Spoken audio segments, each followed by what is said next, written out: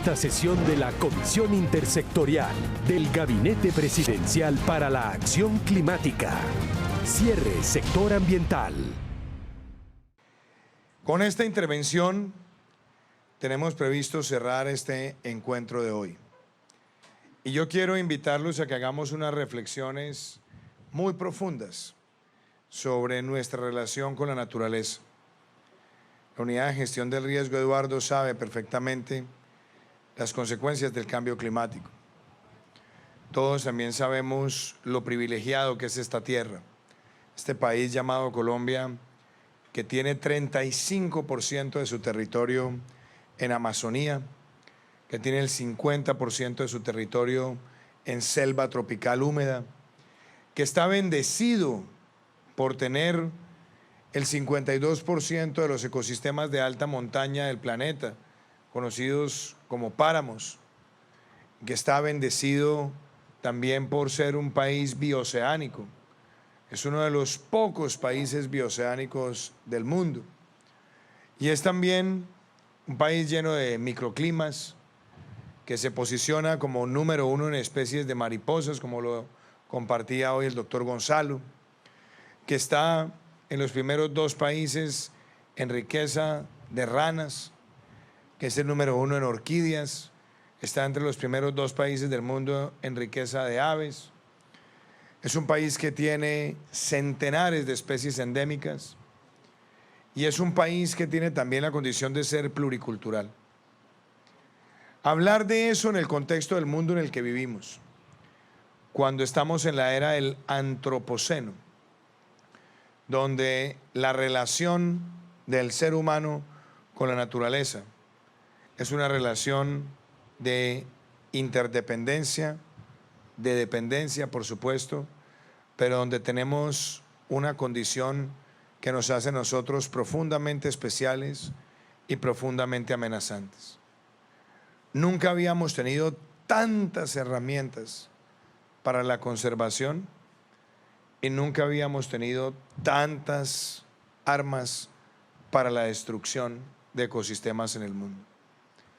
Y eso nos tiene que hacer reflexionar a nosotros como seres humanos y entender que el balance y la protección con la naturaleza, si no la ejercemos a plenitud como un compromiso moral y como un compromiso ético, estamos llamados a llevar al mundo a un punto irreversible de deterioro. Un país como Colombia solamente representa el 0.6% de las emisiones globales de gases de efecto invernadero, pero está entre los 20 países más amenazados por los efectos del cambio climático, que se ve con la erosión costera, que se ve cuando golpea nuestro territorio por primera vez un huracán categoría 5, que se ve cuando se van derritiendo muchos de nuestros cuerpos nevados en los corredores montañosos de mayor altitud, que se ve también cuando los aumentos de temperatura detonan más enfermedades transmisibles, y que se aprecia cuando cada vez son más habituales los fenómenos como la niña o el niño, o cuando vemos cómo las inundaciones o las sequías terminan afectando el curso de vida de muchos. Un país como Colombia, que tan solo representa ese 0.6% de las emisiones, tendría la alternativa natural de elevar un dedo inquisidor y reclamarle a las naciones más poderosas que han conducido al mundo a esta crisis climática. Reclamarles, con derecho, claro, reclamarles por qué condujeron al mundo a esta situación. Pero ese es el camino fácil, por no decir el camino trivial. Lo que debe hacer un país como Colombia, que primero tiene que autorreconocerse como una potencia en biodiversidad, porque lo somos, es elevar su voz para actuar con el ejemplo y mostrarle al mundo que lo que hace Colombia debe ser seguido por otros países. En 1972 se realizó la primera gran cumbre multilateral ambiental. Esa gran ocasión donde por primera vez se empezó a acuñar el término desarrollo sostenible. Voces como la de Gro Harlem Brundtland, primer ministra de Noruega, voces en su momento como la del presidente colombiano Misael Pastrana Borrero, fueron muy interesantes para insistir en los países que participaran en semejante convocatoria. En ese encuentro se empezó a suscribir un camino para entender que el desarrollo no puede ser a costa del medio ambiente y que cualquier espacio de desarrollo a costa del medio ambiente es un retroceso de la condición humana. Y nos demoramos 20 años globalmente para llegar después a Río de Janeiro, en una cumbre de la Tierra, y decir 20 años después, ¿qué hemos hecho? ¿Qué viene? Inclusive ya empezábamos a conocer muchos de los hallazgos, entre ellos desde el célebre Premio Nobel de Química mexicano, que hablaba del deterioro de la capa de ozono. Ya empezábamos a ver a profundidad los efectos devastadores de los aumentos de la temperatura planetaria. Y yo diría que en la década que siguió entre el año 92 y el 2002 o el 2003, empezaron a incubarse mecanismos de carácter multilateral que nos llevaron al protocolo de Kioto y de que después nos empezaron a conducir a tener mercados voluntarios y regulados de créditos de carbono y que empezáramos a asumir los países ciertas declaraciones. Nunca antes se habían desarrollado tantos instrumentos multilaterales en materia ambiental. Se proliferaron la creación de los ministerios a partir del 92, los ministerios de ambiente. Se empezaron a proliferar en el mundo las convenciones subregionales. Empezamos a ver inclusive herramientas en materia de protección de la biodiversidad, de la riqueza submarina, muchos instrumentos, pero los resultados realmente muy pocos. Y ha sido en los últimos 15 años cuando tal vez el mundo ha empezado a sentir más desespero por esta crisis climática, teniendo que pasar por tortuosos momentos de debates pueriles, anodinos, hirsutos, donde existe para un sector de la política mundial la negación de semejante crisis, o los que han tratado de ideologizar esta crisis, o los que han tratado de manipular esta crisis. Esta crisis no tiene color político, no tiene ideología. Es una crisis que golpea a la humanidad sin ningún distingo y nadie tiene la posibilidad de protegerse individualmente. Si no logramos contener en esta década la temperatura global en 1.5 grados centígrados, lo que se le viene a la humanidad va a ser la peor herencia que le deja una generación a otra, o que le dejan muchas generaciones a otra. Y es allí donde en estos 4 años, sabiendo que Colombia no es el que va a cambiar con su comportamiento esos indicadores de manera unilateral, pero que sí tenemos la legitimidad para hablarlo y planteárselo al mundo, decidimos enfrentar nuestro papel y no ser tímidos y no escondernos, sino hablar de lineamientos objetivos y logros. Nos propusimos ser ambiciosos en materia de nuestras declaraciones en cuanto a reducciones de gases de efecto invernadero, de emisiones. Y dijimos, vamos a reducir en un 51% esas emisiones de cara al año 2030. Y dijimos, vamos a ser un país carbono neutral para el año 2050. Y hasta ahí estamos en el mundo declarativo. Pero para poder lograrlo, teníamos que convocar a todos los sectores, mostrar una sola visión de país, crear un gabinete de acción climática, ir al Congreso y sacar una ley de acción climática, invitar a los sectores que más contribuyen a las emisiones a que cada uno fije objetivos materializables con trazabilidad de corto, mediano y largo plazo. Y en estos 4 años le mostramos a nuestros compatriotas y al mundo entero que podíamos ser capaces de hacer una transición energética real, pasando de incipientes 28 megavatios de capacidad instalada de renovables no convencionales, a dejar hoy entre proyectos terminados, en ejecución y contratados, más de 2.800 megavatios para finalizar este año. Y 4.500 adicionales, 4.500 megavatios adicionales para implementarse en los próximos 24 meses. Un salto sin precedentes en América Latina.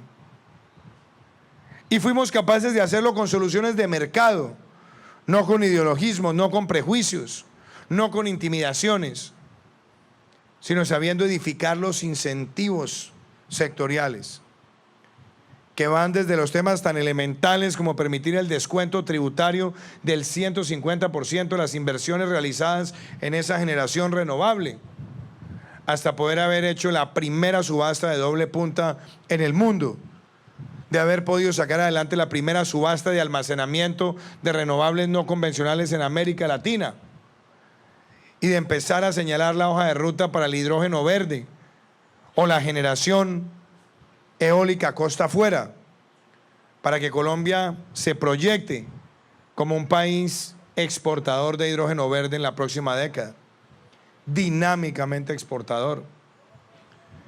Mostramos que era coherente una matriz energética que tenía el 75% en hídrica, con esa ruta a un 30% renovable no convencional, y amarrarla con la transición energética en la movilidad, donde hoy per cápita el número de vehículos eléctricos empieza a mostrar un liderazgo de Colombia en la región, y donde la flota de transporte público urbana y la flota de carga con vehículos eléctricos es de las más significativas.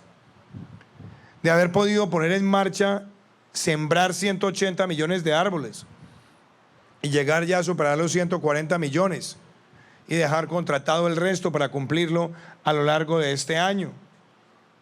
De haber podido subir la tasa de reciclaje del 5 al 15% en medio de una pandemia. De haber podido mostrarle a Colombia que los contratos de conservación natural son reales y que también es real involucrar a las comunidades en la protección a través del pago por servicios ambientales, cubriendo más de 260.000 hectáreas.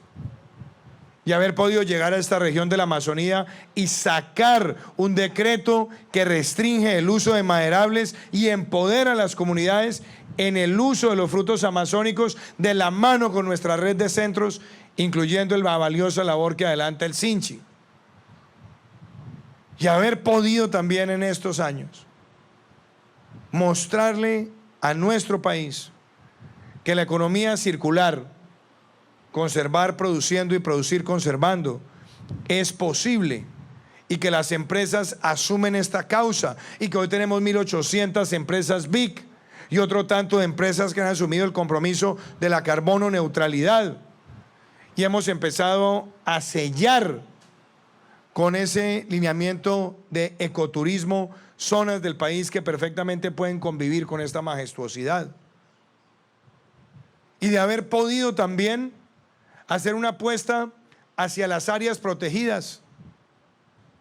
Pero en serio, no es declarar por declarar, como muchos insinuaban.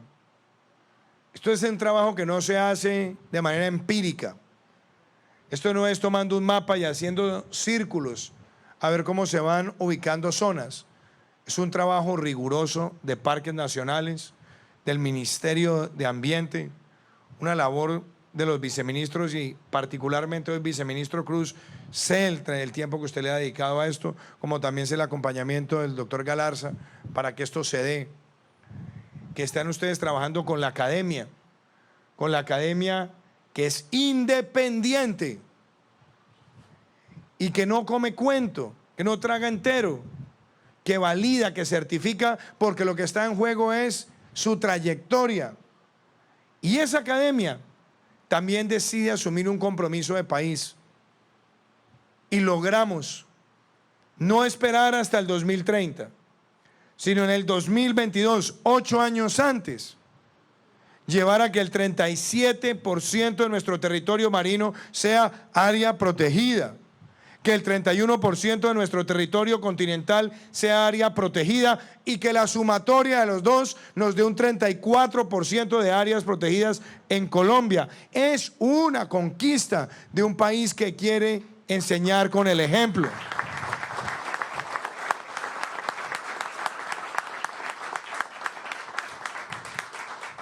Y que logramos esto también haciendo un esfuerzo colectivo con el sector privado, con los gobernantes locales, con el Congreso de la República, con nuestra fuerza pública. Una fuerza pública que tiene como uno de los lineamientos de este gobierno el haber sido el primer gobierno que pone la protección de los recursos naturales como un asunto de seguridad nacional y que se crea una operación Artemisa, pero un comando Artemisa, inspirada en la diosa de la naturaleza, para que las fuerzas militares estén en los territorios con esas áreas protegidas, con ese sistema de parques nacionales, que por cierto, Orlando, usted me ha hecho hoy la corrección como debe ser en cuanto al parque número 60. Y a mí me parece que esa red que se sigue expandiendo y esa presencia de las fuerzas militares apoyando a los parques, de la policía apoyando a los parques, que hoy es reconocida a nivel global por la OTAN, ni nada más ni nada menos, es porque se ve que este ejemplo es un ejemplo que lo debería tener el mundo entero. Y hablábamos con Carter Roberts que no hay una experiencia de alguno de los países desarrollados con mayor injerencia en la formulación de políticas ambientales o con mayor contribución a la crisis climática que tenga un gabinete como el que hemos visto hoy, donde todos sentados a la mesa maximizamos esfuerzos. Y llegar hoy para cerrar esta gestión de estos 4 años en materia ambiental, sumado a las áreas protegidas, sumado a las energías renovables, sumado a la movilidad limpia, sumado a la reducción de material particulado en el combustible, sumado a la política de educación ambiental a través de Savia, sumado además a las estrategias regionales, sumado a ver unas fuerzas militares que están en los páramos cuidando frailejones, como ocurre en el Sumapaz, y sumado a esas fuerzas que trabajan con las comunidades ancestrales, hoy venimos a lanzar 2 nuevas políticas públicas. La política pública de protección ambiental, la política pública de gestión ambiental urbana, de protección ambiental urbana, de ver también cómo hoy, después de tanto tiempo, se lanza una publicación para la protección de los mamíferos marinos y cómo hoy también aquí vemos al GCF traer nuevos recursos para Colombia, cómo nos unimos con la República Dominicana a generar un corredor como el de Beata en el multilateralismo ambiental que acompaña la decisión que tomamos en Glasgow con Panamá, con Ecuador, con Costa Rica. Y como hoy, también desde Leticia, le estamos mostrando al mundo la sumatoria de un territorio que como área protegida va a tener en herencia a Colombia una fuente real de recursos, cosa que nunca había pasado. Antes se declaraban áreas y no había con qué protegerlas. Aquí la declaratoria de áreas protegidas viene con recursos y vamos a buscar más recursos. Y además, lo digo hoy, esta ha sido y será mi causa de vida. Y aunque hoy se cierre mi gestión ambiental como presidente de Colombia, mi gestión ambiental seguirá hasta el último de mis suspiros, porque voy a dedicarme a seguir poniendo a Colombia en ese mapa a nivel mundial y que sea Colombia ese lugar para la reflexión, sin vanidades, de cómo proteger esta casa común. Y cerramos esta gestión hoy honrando a personas que han sido verdaderos héroes de esta causa. Yo nunca creo en las causas individuales. Yo sueño con las causas colectivas. Carter está hoy con nosotros, nos ha acompañado. Yo todavía recuerdo cuando hace 2 años, 3 años, lo llamé de la nada, por teléfono. Le dije, profesor Carter Roberts, le habla Iván Duque, el presidente de Colombia. Él seguramente estaba haciendo algo más divertido que hablar con un presidente por teléfono. Y me dijo, ¿en qué le puedo servir? Y le dije, estoy pensando hacer la convocatoria para el Pacto de Leticia. Y Carter, con el rigor que tiene, me dijo, voy a sentarme, voy a analizar y le mando unas ideas.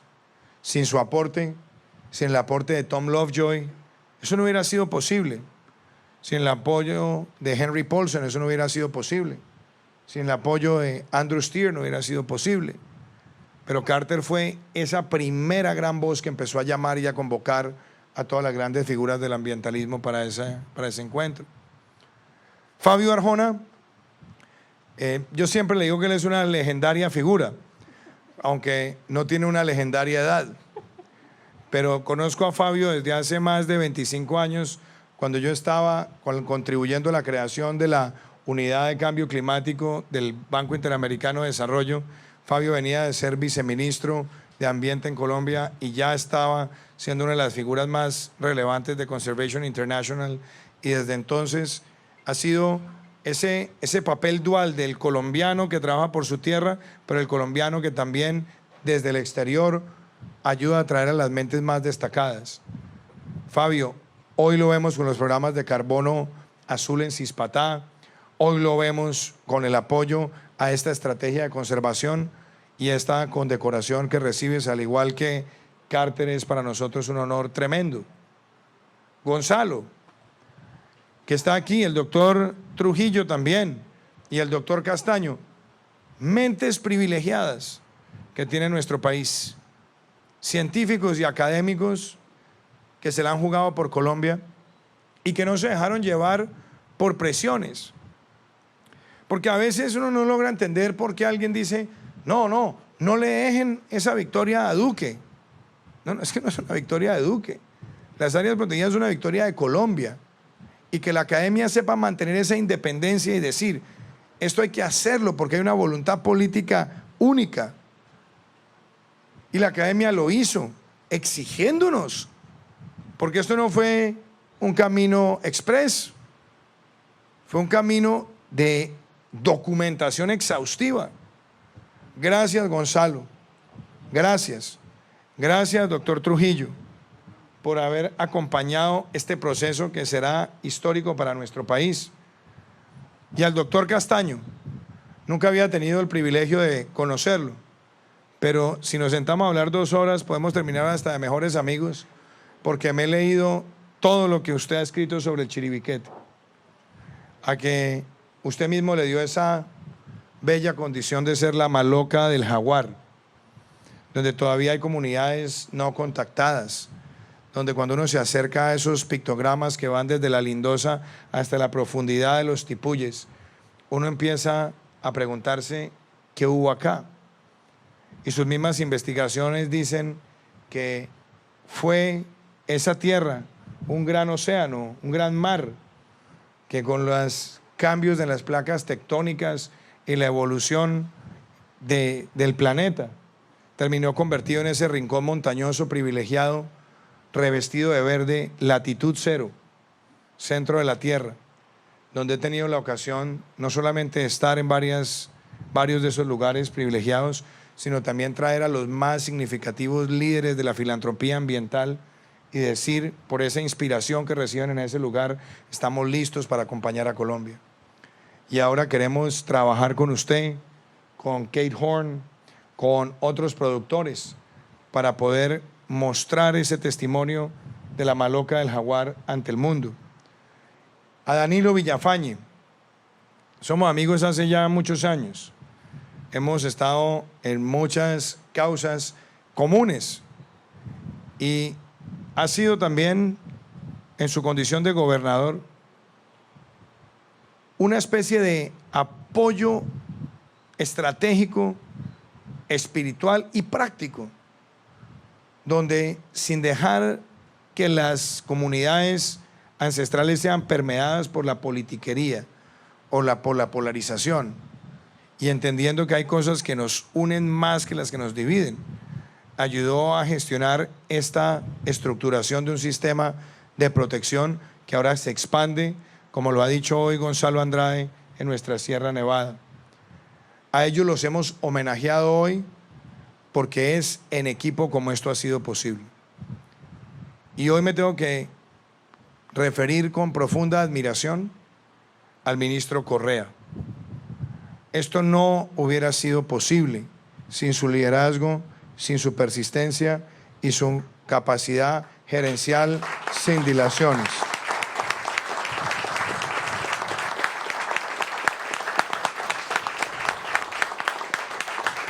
Yo creo que toda esa diligencia también podría tener como motivación que después del 7 de agosto yo no siquiera llamando a las 4 de la mañana al ministro Correa, porque han sido meses donde a diario, ¿cómo vamos con las áreas? ¿Cómo va la aprobación? ¿Cómo va todo esto? Ministro, gracias.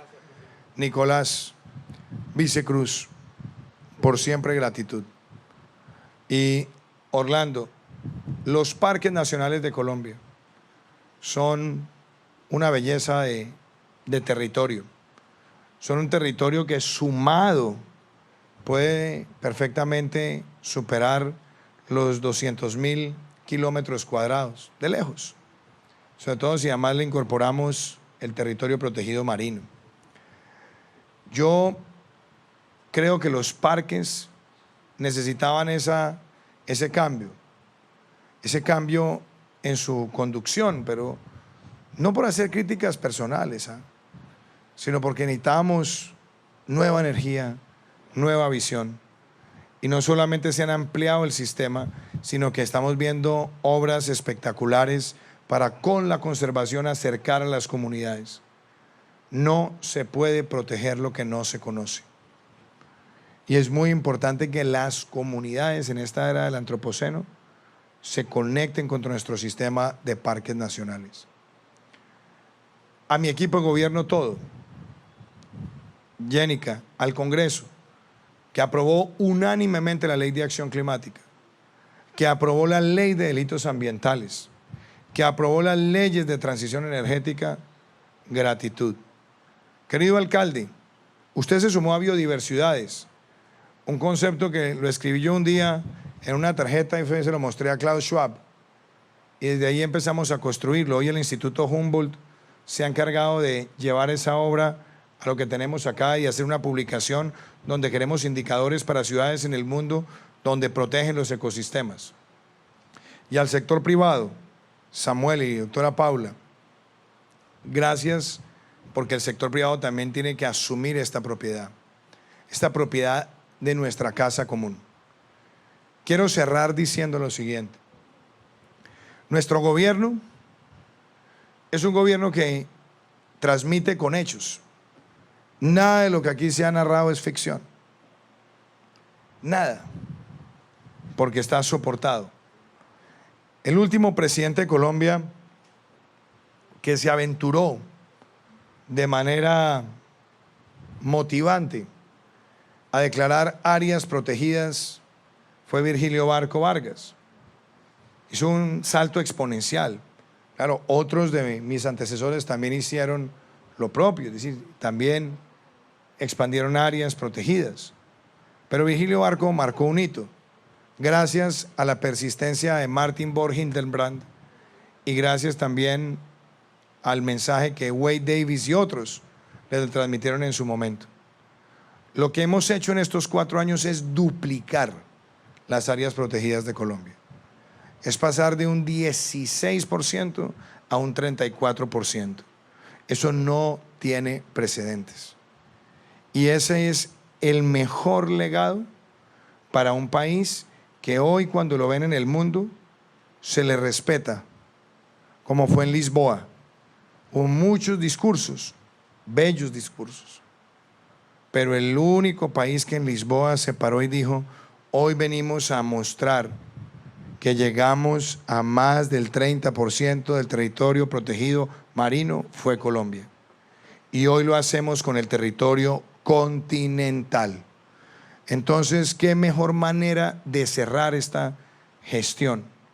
Al lado de países hermanos como la Dominicana, embajador, como el Reino Unido, embajador Colin Martin Reynolds, que ha sido nuestro apoyo, nuestro soporte, y como lo vimos con el primer ministro Boris Johnson, a quien siempre le agradeceré ese apoyo incondicional a Colombia en esta agenda, a Zach Goldsmith, el secretario de Ambiente del Reino Unido, que nos visitará esta semana, a él también, porque ha sido con hechos como nosotros hemos fijado nuestras metas ambientales. Ha sido con hechos como nosotros las hemos logrado. Y aunque falta mucho por resolver y siguen existiendo retos, lo cierto es que hemos dejado hoy un paso histórico, que lo que tiene que hacerse hacia adelante es seguirle dando una señal institucional. Esto no se logra porque tengamos buenos ministros y buenos funcionarios y buen sector privado y buena academia. Eso también requiere que estos temas estén en el corazón, en la atención y en la gerencia diaria del presidente de la República. Ese ha sido mi compromiso y lo será siempre. Muchísimas gracias. Y permítanme cerrar esta intervención hoy haciéndole también un gran reconocimiento a la jefe de gabinete de nuestra Casa de Nariño, a María Paula Correa. Porque este gabinete se creó para ser coordinado desde la presidencia. Y la mejor señal es que esto esté con la mano derecha del presidente diariamente en la gestión del Estado. Y hoy me decía Carter Roberts: yo quisiera ver a más países del mundo con un presidente sentado liderando un gabinete de acción climática, con su Chief of Staff haciéndole seguimiento, con el Ministerio de Medio Ambiente, y donde todos los sectores, incluyendo a los sectores más poderosos en términos fiscales, todos aportando. Sintámonos orgullosos de lo que hemos logrado como Colombia y sintámonos orgullosos de hoy saber que el 34% de este país es un área protegida y nuestro próximo reto, protegerla efectivamente a través de la gestión ambiental con las comunidades. Muchas gracias. Muchas gracias. Quinta sesión de la Comisión Intersectorial del Gabinete Presidencial para la Acción Climática. Cierre sector ambiental.